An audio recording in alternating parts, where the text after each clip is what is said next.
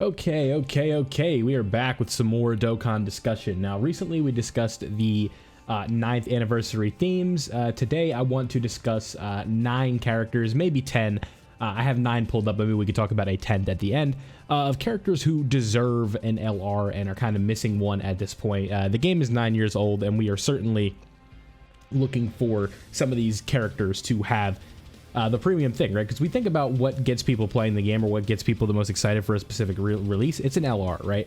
LR Gogeta Blue is 3 times more exciting, maybe even 5 times more exciting than a TUR Gogeta Blue, right? You get access to the extra animations and just the shading on the art, and it's the highest rarity. It just looks very nice, and all in all, I think these characters are well beyond due for their LR at this point. So one of these things I want to be fully transparent about as we're getting into this list is that a lot of these units are in kind of a gray area where they are part of like a joint forces unit or something like that. But what I specifically mean for the criteria on this video is that the LR is purely themselves. It's just LR so-and-so, right? It's not LR so-and-so and Joe and Schmo, right? It's going to be that character. We deserve a standalone version of that, and that's it. So some of these characters you can probably already predict what would be on here, and I'm not going to get everybody because there's just too many characters that need an LR in this game at this point, but I want to do 9 of the most common ones that I think that you guys would also tend to agree with. So let's get started at number 1, and that is Mr. Hit. Now, Hit is one of the coolest characters within Dragon Ball Super, in my opinion.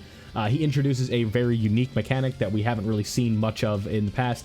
You think about time manipulation, you think about people like Goldo, you think about people like Trunks and Bulma with the time traveling and stuff like that, but what Hit does is very unique, right? Like, we're talking about the ability to skip time, the ability to put himself in his own little cage, the ability to trap people in a cage of time like Jiren, which he does get out of ultimately. But I think the setting for a really good LR Hit would be the introduction to him in the series where he fights Vegeta or Goku in their Universe 6 versus Universe 7 fight. Maybe you get like a corresponding Kaioken Blue Goku or something like that, but the introduction to Hit, the kind of mystery about what he is doing, it's just like this assassin has this technique that they can't figure out, and ultimately it's like, I don't remember the guy's name off the top of my head, but it's like the octopus guy and Jocko kind of spot out what he's doing and tell Goku, and he's ultimately able to figure it out. So Hit, one of the more unique kind of villains that they've introduced into the series, and I don't even know if a villain is the right word, right? He's just kind of he's the opposition for Goku. An anti-hero, I don't think is the way to go about it, but he is the antagonist of one of the arcs, that being the Universe 6 versus Universe 7 arc. So significant character in Dragon Ball Super, and I think a fan favorite that deserves an LR. What do you guys think? Let me know down below. Coming in at number 2, I have another Universe 6 member, and that is Kefla. Now, we have some pretty decent representation of Kefla within this game. With a Dokkan Fest, you have the physical version, you have the transforming one that's from Kale and Caulifla.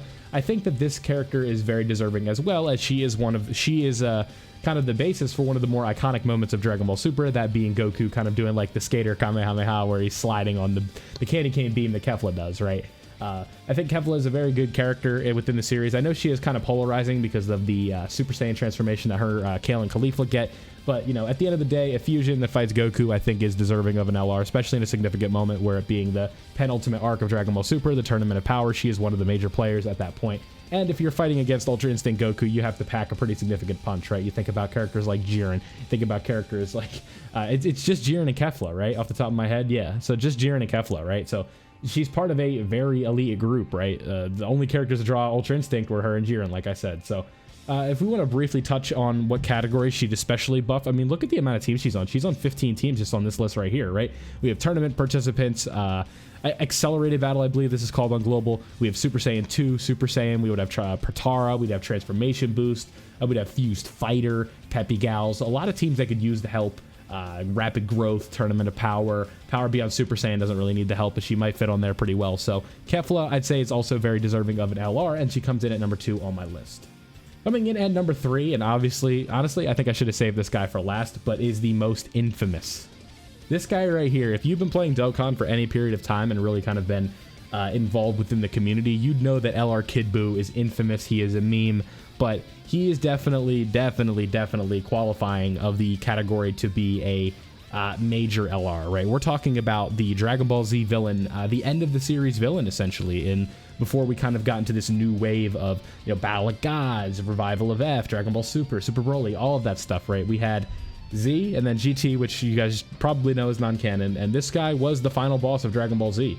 And the fact that he doesn't have an LR, when we look at some of the characters that do have LRs, don't take this as slander, but we have guys like the Pilaf gang. We have, who else is like an LR off the top of my head? Mercenary Tau is deserving of an LR, but I don't think those guys, maybe that was a bad example, but there are definitely some cues. Yeah, so the GT trio, right? Goku, Pan, and Trunks are an LR, but the final boss of Dragon Ball Z isn't an LR, right? It's kind of a meme, and at this point, I'm kind of rooting for him to never get an LR just because of the meme, or at least as long as possible. Like, maybe if this game eventually does reach its end, this is like the last release they do. It's like we were listening the whole time, and it's like, I think it would just be much funnier if the studio was like going with the joke, because they know how much of a meme this guy is, the LR Kid Buu saga, but I doubt that's the case. I think they just kind of keep forgetting to give this guy an LR, and then when it was time for the new release, they gave him this TUR, which we're looking at right here. So Kid Buu, final boss of Dragon Ball Z, his stature in the series speaks for itself, how important and how climactic of a fight this was. It gave us one of the most iconic moments in Dragon Ball with the Super Spirit Bomb.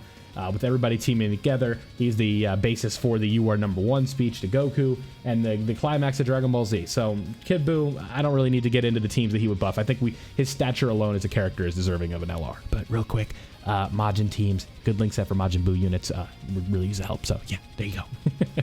So coming in at number 4, I have Gotenks. Now Gotenks is in an interesting situation, right? If they were to give us an LR Gotenks, would it be Super Saiyan 3 Gotenks? I believe. Let me quickly, I just want to pull something up so we have a frame of reference for some of this discussion. But Gotenks was on the legendary election where we voted for a unit. And I believe it ended up being Vegito Blue, and that was the free-to-play LR we got. So let me pull that up real quick just so we have a basis. All right, here we are. We have some of the units that we could be looking at, right? If we just want to go off the list, it was Super Saiyan 3 Gotenks right here. We have Kid Buu, which is funny. Beerus ended up being a Beerus and Whis unit. We still need Roshi, Goku, and Krillin. Demon King Piccolo ended up being a free-to-play unit, but in my opinion, we'll be talking about him in a little bit, spoiler alert. Cell and Cell Jr. we have, Great Saiyaman 1 and 2 we have, Ultimate Gohan we got in the form of Beastless Gohan, we have Team Bardock, we have Golden Frieza, we have Fusion Zamasu, we have everybody basically, except for Super Saiyan 3 Gotenks, this guy, technically this guy, or not technically this guy, but that's basically it, right? Like, it's very small of a list. So Super Saiyan 3 Gotenks would kind of be where we are at this point, and that is sort of the kind of bar. Oh, spoiled the next one. Oh, spoiled the next two. So, Super Saiyan 3 Gotenks I think would be very deserving of an LR. This is the one of the first. Is this the first canon fusion? Technically, with if we talk about between Saiyans, right? Because we do have the Namekian fusion that happens twice with Kami and Nail. But Super Saiyan 3 Gotenks, again, would help out a decent bit of teams. Special Pose could use the help. Hybrid Saiyans could use the help. Youth is always looking for more units. Fusion needs a bit of an update. It's an okay team, but could definitely use some help. But the thing is with this team is just kind of irrelevant now because you would just go to the Fused Fighters team rather than Fusion itself.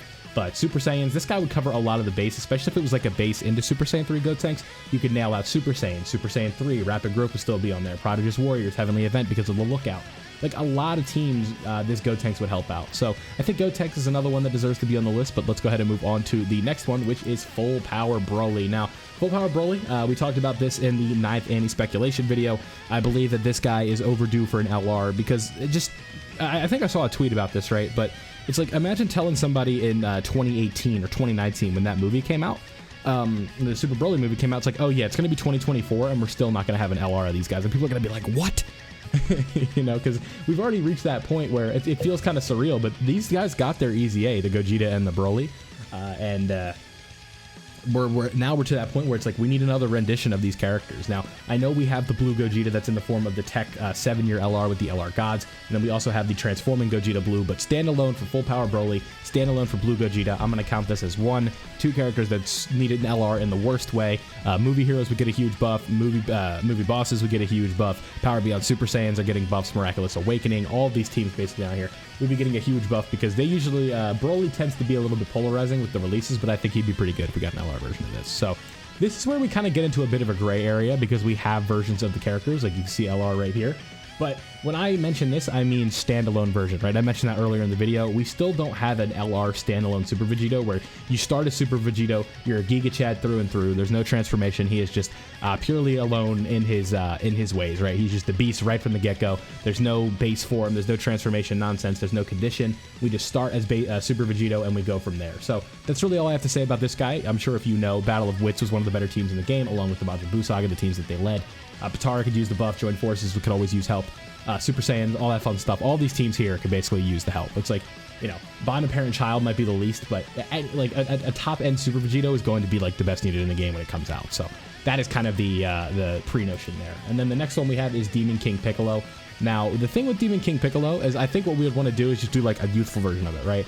Where we have, he's just not Elder anymore, right? And the thing with Demon King Piccolo is, we already have one, but it's free to play. So the gray area here is we want summonable. And this is, again, this is one of the biggest, this is like the biggest villain in the series, right?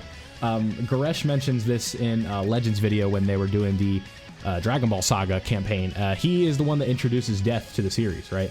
With the unaliving of Krillin. And he's just so important, especially to like OG Dragon Ball fans. If you do this along with the Kid Goku, you know it would do well. And he's just overdue. I mean, this is the same principle that Kid Buu has, right? Where this is one of the major players in Dragon Ball right here. Demon King Piccolo. Piccolo goes on to be, he evolves into the, you know, it's just crazy to think about, right? This guy is so important to everything that happens going forward, especially the end of Dragon Ball. He's one of the biggest villains in the series. And the fact that he doesn't have a endgame LR or a premium LR that you could summon for and is one of the best units in the game, I think is kind of, it's just crazy. Just when you think about some of the LRs that are in the game right now, and Demon King Piccolo doesn't have one, yeah, I think that would be a decent bit, right? Or it'd be a pretty questionable decision to not have one. But if you look at this for a Namekian character, this is a lot of teams. Like, when you look at it, usually some of these Namekians are on nowhere near this many teams. If you look at Resurrected Warriors, Time Travelers, all teams that could use help. This team could use help badly. This team could use help badly. Global Chaos, he'd work well with Merge Zamasu. Battle of Fate, one of the better teams in the game, if not the best, right along there with Earthbred Fighters. But we have Legendary Existence, which is a trash team. I don't even know why I said that. Same thing with Timeless Legends, but Terrifying Conquerors could use help. Accelerated Battle, Power of Wishes, Dragon Ball Seekers could use it. Yeah, so when I do say Legendary Existence, yeah, that's the same thing with Timeless Legends. Like, these are teams that could use a Demon King Piccolo in the worst way. So Demon King Piccolo would come in next on my list, and that would mean to the next one. So we already talked about him when we talked about Broly. One of the most hyped characters in the series right now. You know, you put him in the top 3, top 5, right in that area. Some people would have him at 1 as like their most anticipated character, and a standalone version of this guy as an LR is something that the game still needs in the worst way. Transforming isn't enough. We just need to start and summon for an SSR that's a Blue Gogeta, and he stays as Blue Gogeta. That's all I'll say on that. Now, here we go. This guy right here to me, oh, wrong tab. Here we go. Frieza. Final Form Frieza is who I'm going to close this video off with. He is, in all essence of the word, I say you probably ask 10 people who the best Dragon Ball villain is. I'd say 5.5 to 6 of them tell you Frieza.